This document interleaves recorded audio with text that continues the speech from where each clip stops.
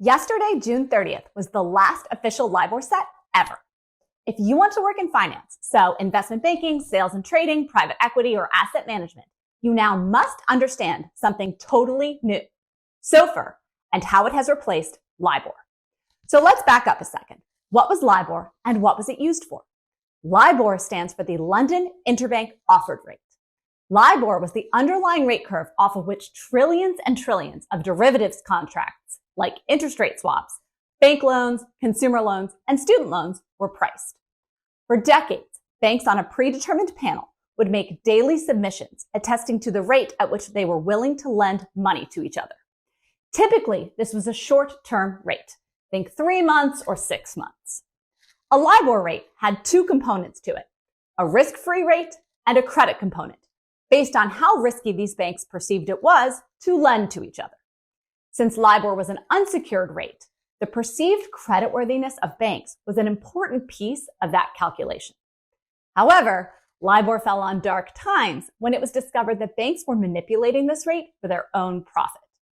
Regulatory bodies decided to eliminate Libor and replace it with a new tamper-resistant rate. They decided to use SOFR, which stands for the Secured Overnight Funding Rate. There are three major differences between SOFR and Libor. The first is literally the first word, secured. SOFR is a composite observed rate at which overnight loans collateralized, meaning secured, with default risk-free treasuries are made.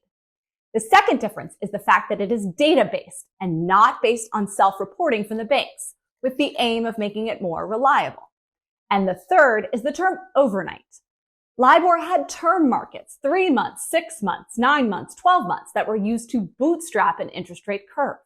SOFR is just an overnight, backward-looking rate, and it's basically the same as GC. There are a lot of challenges with the switch to SOFR. Term SOFR, meaning a rate longer than overnight, is a bespoke, bilaterally traded rate and is only available to certain users at the moment, which creates liquidity challenges that didn't used to exist in the over-the-counter derivatives market. Currently, there is no interdealer term SOFR market, meaning market makers can't trade term SOFR with one another to hedge their risk. By removing the credit and term components of the underlying index rate, regulators have changed the fundamental nature of the derivatives market. And finally, it has created problems in the debt market, as many of these outstanding bank and consumer loans tied to Libor now require credit spread adjustments.